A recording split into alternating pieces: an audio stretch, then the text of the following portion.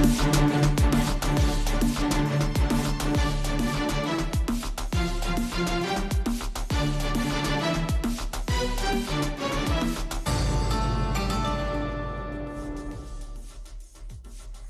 Leo XIV is in Lebanon for a historic and highly anticipated visit, and he is delivering a forceful call for peace. Speaking to a nation exhausted by years of conflict, the pontiff urged Lebanese leaders to embrace reconciliation and put their people first. And he didn't stop there. Leo reaffirmed that the Israeli-Palestinian crisis still hinges on one path forward: a two-state solution. His message comes as crowds across Beirut greet him with rare unity and soaring hopes for change. Tonight, we will explore whether this visit can spark the unity that the Lebanese people so desperately need. I'm Hala Al-Hamalawi. Welcome to Think Tank.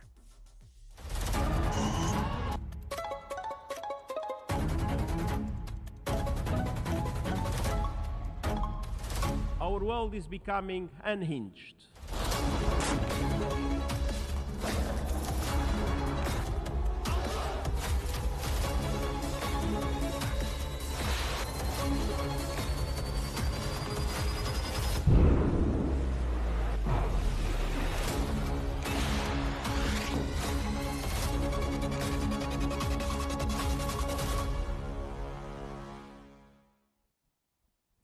Leo XIV is in Lebanon for the final stop of his first foreign trip, and many Lebanese, exhausted by war with Israel, see him as a rare beacon of hope. The Washington Post reports that the Pope's arrival is being celebrated across the country, with billboards, LED screens, and dancers braving the rain. Muslim women in hijab stood beside Christian families, waving Vatican flags as they lined the roads to greet him. The Washington Post notes that this visit finally feels like a true papal journey. Church bells rang nationwide as his Airbus 320 touched down in Beirut, escorted by Lebanese fighter jets. Expectations soared, with many in Beirut seeing Leo as a potential peacemaker for a nation desperate for relief. Papal influence may have faded over time, the newspaper adds, but Leo's visit shows that it can still spark hope. However, briefly. For 3 days, he has become a soothing presence in a country battered by violence, drawing global attention to Lebanon's suffering and its plea to end an exhausting cycle of chaos.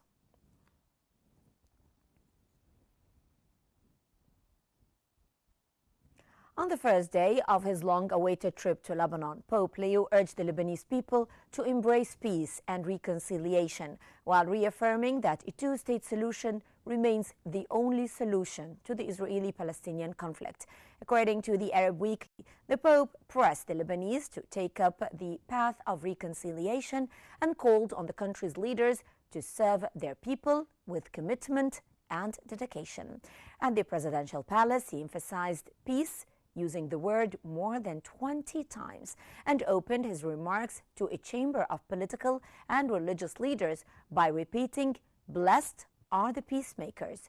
Leo said that Lebanon must continue its peace efforts despite a highly complex and uncertain regional situation. Speaking before President Joseph Aoun, Prime Minister Nawaf Salam, and other officials, he again stressed that a two-state solution is the only realistic path to resolving the Israeli-Palestinian conflict.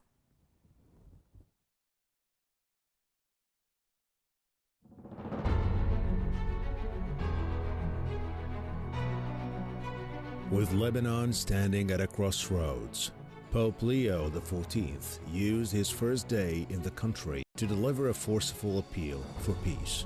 Landing in Beirut on Sunday, he told national authorities that Lebanon's future hinges on its ability to pressure reconciliation and prevent war from taking hold. Peace is a gift and a work in progress, he said, underscoring the theme of his visit. Blessed are the peacemakers. Before his address, the Pope met with President Joseph Aoun, Speaker Nabih Berri, and Prime Minister Nawaf Salam.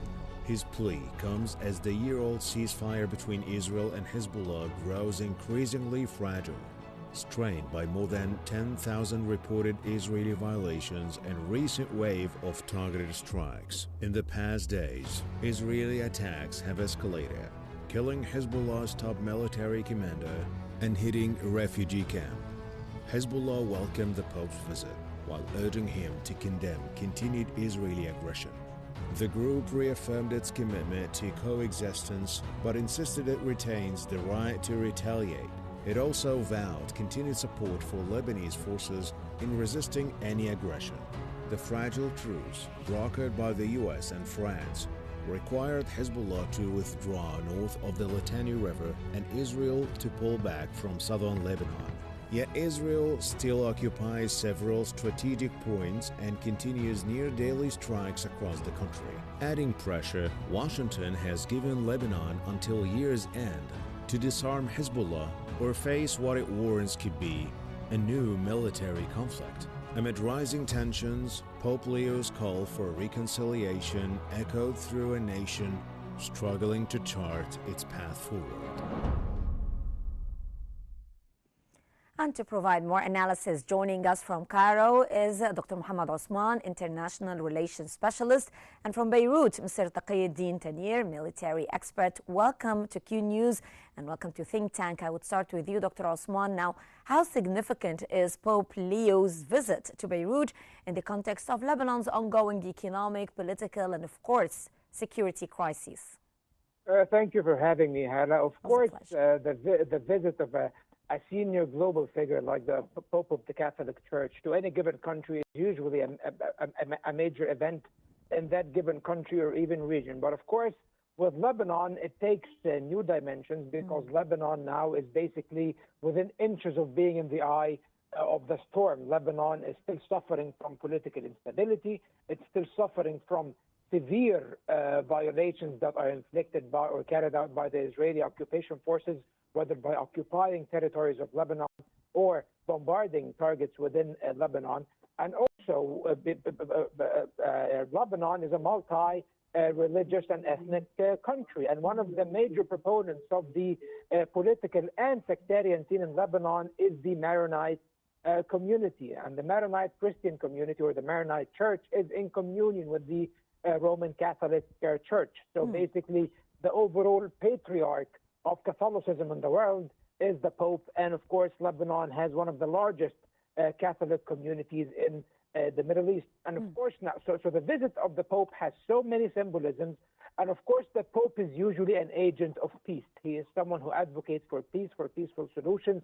Previous popes like Pope Francis have done the same, and even Pope Leo now is propagating the same messages. He spoke the other day about the crisis in the region and stressed the necessity of establishing a Palestinian state, for example, as a means of attaining peace. And of course, he is calling for calm in Lebanon. And basically, his visit also was a very unique and rare moment in Lebanon, where the Lebanese people have displayed a great degree of unity in greeting and welcoming the Pope. Even Hezbollah participated in the welcoming ceremonies of the Pope in the street, with their flags risen, and the members of their political party and youth organizations did participate in this overall national welcome. So maybe this will provide a unique opportunity to encourage Lebanese dialogue, to discuss very sensitive issues, especially the issue of disarmament, which is basically threatening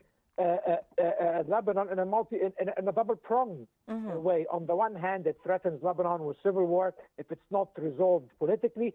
On the other hand, it threatens Lebanon with another Israeli invasion and war if disarmament isn't carried out. Yes. Mr. Tanir, Lebanon is exhausted by war with Israel. What are people hoping that the Pope can actually influence? What can he actually do?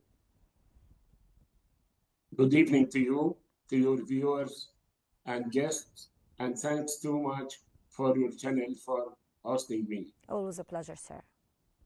Actually, it's a great time for the Lebanese people to have Pope of Vatican in our country in such a critical time like now. It's a very good time for hoping for a nice future and a good time for Lebanese people and Lebanese territory and land. Actually, as you know, Pope nowadays has a great influence on the international communities not as a political player, but as his influence, authority of morals, and religious clout on the political maker in the center of the world. Mm-hmm. I hope that we will regain our position again and have a lot of interesting and supporting after that visit. Mm-hmm. Dr. Osman, the Pope called on Lebanese leaders to set aside their differences. How realistic is this expectation given the current political landscape in Lebanon? Of course, the Pope's messages are usually very well taken because they have a great symbolic value. However, the problems of Lebanon, because let's be realistic, Hala, will not be resolved by any urges or by any imploration from a foreign religious figure like the Pope, because basically Lebanon's problems are much more complicated and deep-rooted than that. And it doesn't only concern the Lebanese components or the Lebanese parties in general. It also involves or concerns regional and global powers who play a very prominent role in Lebanon. And basically some of these local Lebanese political actors are basically agents or allies or proxies sometimes, unfortunately, and it pains me to say that, of regional and international forces, and as if they are doing their bidding on their behalf. And this, of course, creates this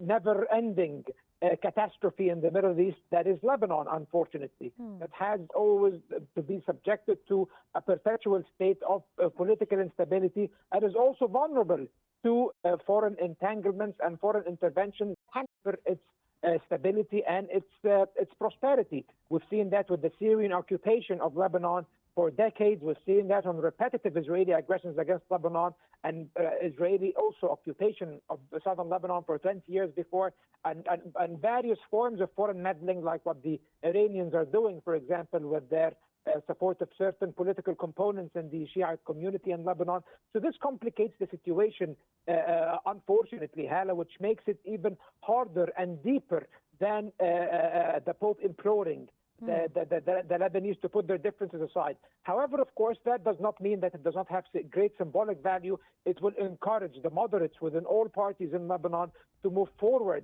with any means to bridge the gaps and try to find common grounds to tackle the emerging challenges in Lebanon, especially that at the moment Lebanon is facing an existential threat. Everyone now is in danger. However, at the same time, the international community has a role to play here, Hala. The many regional and international actors, especially the United States, has to play a much more responsible role. The U.S. role in Lebanon in the past few weeks and months has been extremely negative. It has pushed for further division into Lebanon and has also encouraged further Israeli aggression and impunity, unfortunately. So these are all factors that need to be taken into account. And the thing is that at this moment, the problems are way bigger than the Pope. Yes. Mr. Tanier, in light of fears of renewed conflict with Israel, how can religious or moral leadership contribute to political stability? Actually, it's not as before, as you know. And now this influence has been a little bit minimized, not like before, but it still play a role, whether we know that more than 1,500,000,000 Catholic follows the Church of Catholic in the world. The Pope can play a big role in communications and connections with the international committees and leaders, ask them to withdraw Israel from South Lebanon, ask them even to make a conference for Lebanese people in order to have a wise decision to release our country from any kind of influence from other or outside territories. Yes. Dr. Osman, how can the Pope's message of hope and resilience actually influence the everyday lives of Lebanese citizens struggling with crises? It doesn't seem, as I said, it only has a symbolic value and effect, Hala. The thing is that the Pope does not really have any tangible tools that he can apply to resolve Lebanon's problems. However, something that the Pope not politically, but even boosting the spirits, at least, of the Lebanese people and boosting their resilience in the face of all the crisis they're going through. It does give hope that Lebanon has the potential of being a more stable and prosperous country, as demonstrated by their ability to welcome the Pope in a relatively safe environment without any problems happening on the ground and without any certain components within Lebanon opposing or dealing in a way that is hostile with the visit of the Pope, because the Pope is a uniting figure. His platform is always calling for peace, calling for tolerance and mutual acceptance. All of these three things are completely scarce in Lebanon at the moment, and they need to be encouraged at this point. So I think, and also another thing that, but however, by the way, Hala, the Pope does have political clout in many capitals around the world. So maybe the But Pope, not in Lebanon. But not in Lebanon due to yes.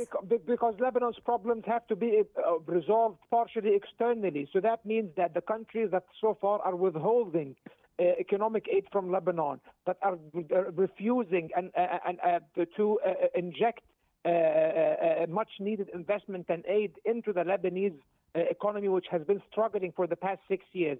Maybe the Pope's message might be, or call for the international community to help Lebanon out, to put lesser stringent conditions, to try to save Lebanon from capsizing once again into economic recession and war. These are things that the Pope can play, that his role will be marginal at best. I would agree with that. However, it will not be completely ineffectual. It will indeed have an impact, but of course, on its own, it will not be remotely sufficient. Yes. Okay. Mr. Tanir, in what ways does a visit like this strengthen national unity or civic morale in Lebanon? Yani, as you know, all Lebanese people from all sects and from all countries and cities and villages even, waiting Pope to welcome him when he passing through his convoy. All Lebanese leaders were in the meeting in the presidential palace. All Lebanese, not confident. Even Pope is the head of Church of Catholic in the world, but really Lebanese look for him as a man, a great man for peace, for settlement, and for love, and for really to peacemaker in Lebanon, because we need that too much. And it may occur now in that situation that the unity will be more and more looking for each other as a brother, and as a brother in living in the same land, in the same country, under the same law and the same jurisdiction. Mm-hmm. Dr. Osman, Pope Leo emphasized that Lebanon's future depends on reconciliation and preventing war. How urgent is this message given the current tensions in the country? It is of utmost urgency. I think that's basically the purpose of the Pope's visit. It's basically because right now we are reading so many reports, Hala, about an impending war that is going to take place in Lebanon. The Israelis are escalating their acts of aggression against Lebanon. They are increasing the pressure and are increasingly hinting through their media outlets and through leaking certain information to the media that they are preparing for another military onslaught on Lebanon. And unfortunately, the U.S. media, through sources also in the U.S. government, is corroborating the same information. It even says that the current U.S. administration has given the Lebanese government basically what is tantamount to an ultimatum, that if they do not disarm Hezbollah by the end of the year, or the end of the month rather, since we are already in December, then they will have to face the consequences, namely, of course, an Israeli attack. And we have seen the rapid Israeli escalation with the assassination of Hezbollah's military chief, Tabtabai, 1 week ago. And of course, it complicated the situation even further in Lebanon and increased the degree of tensions. So the Pope's call is basically within, hits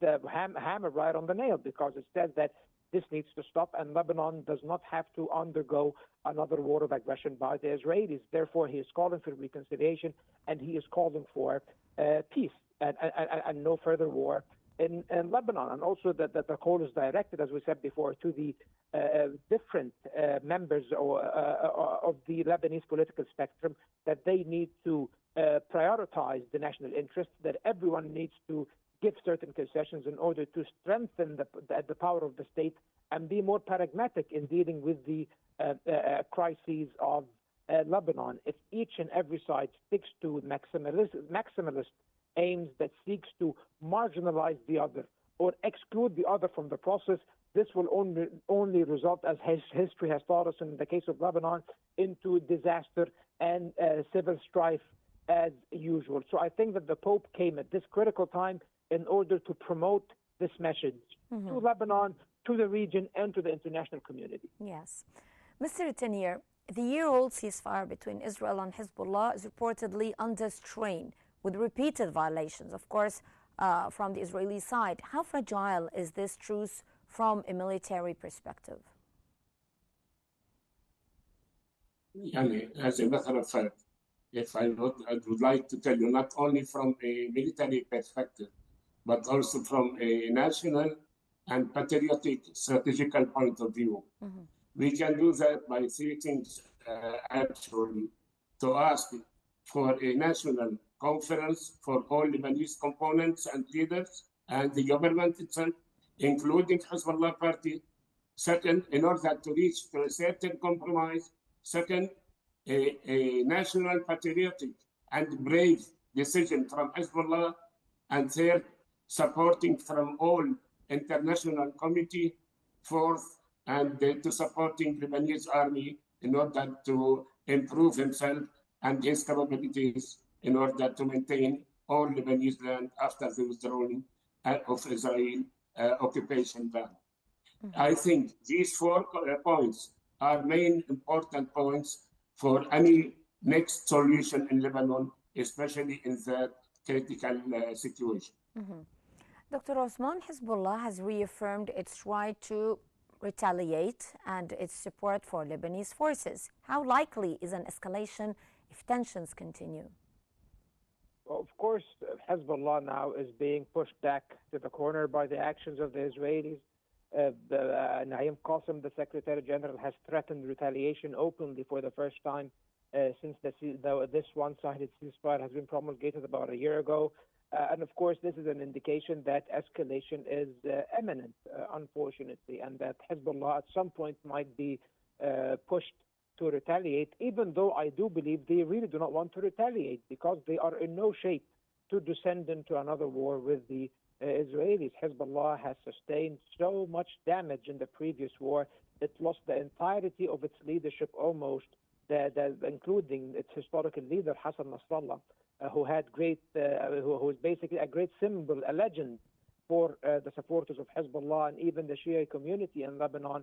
So now with these drastic losses and the losses of thousands of operatives on the ground, as well as their infrastructure, and even the damage that was incurred by its popular base in the Dahya and South Lebanon and the Beqa Valley is surmountable. So they really are in no shape to enter into a new war. And the assassination of Tabatabai did reveal that Hezbollah is still infiltrated security-wise by the Israelis, and the Israelis can still, a year on, target senior figures in Hezbollah. So they really do not want that. But at the same time, they have been on the receiving end of countless Israeli violations since the ceasefire.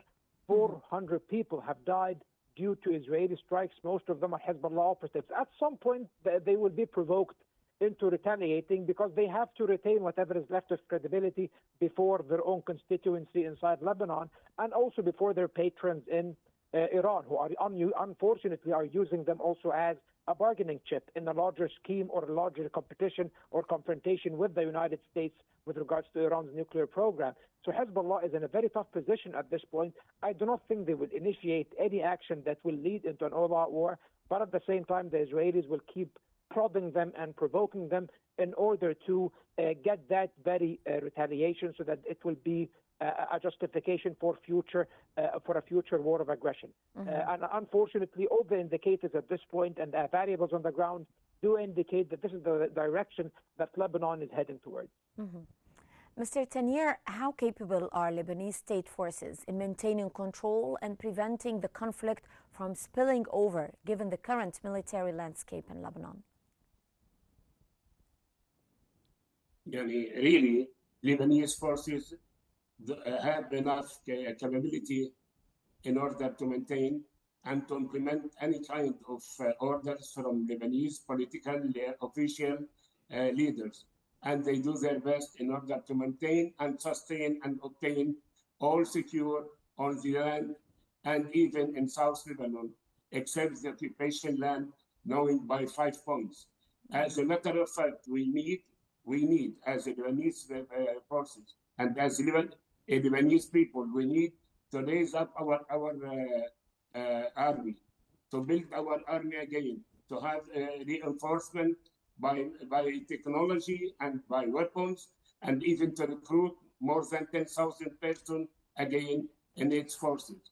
Really, Lebanese army proves, even now, you can see now, within these 2 days, he maintained all security in all Lebanese land without even any small problem happen through the visit of Pope to Lebanon. Yes. So we need only capabilities, we need supporting, and we need to enforce ourselves again. Dr. Osman, speaking of the role of the United States now, the United States giving Lebanon a deadline to disarm Hezbollah. How realistic is this demand in practical military terms? Completely unrealistic, typical Trump administration behavior, unfortunately. People who do not really understand the complexities of the internal political composition of the political system of Lebanon, and even the situation and the balance of power on the ground. They are trying to force the Lebanese state and the Lebanese army to disarm Hezbollah without necessarily Hezbollah's political concession, or this is the problem, Hala.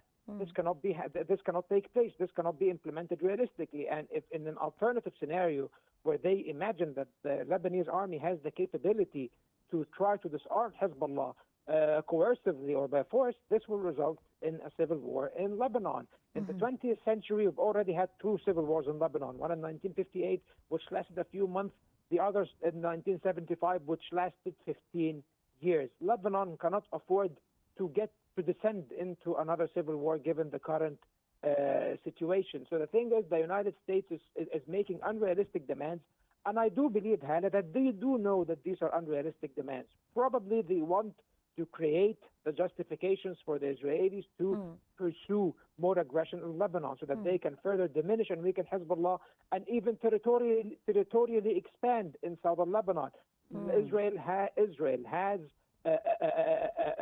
certain lands it wants to capture in Lebanon. This is no secret. Many of the far-right members of the Israeli government have said that the regions south of the Litani are supposed to be part of the state of Israel, and some of them want to settle in these lands, unfortunately. So Israel's territorial ambitions do encompass southern Lebanon as well, and this is something that we cannot disqualify from our analysis when we are trying to read into the U.S. demands of disarmaments of Hezbollah. Definitely.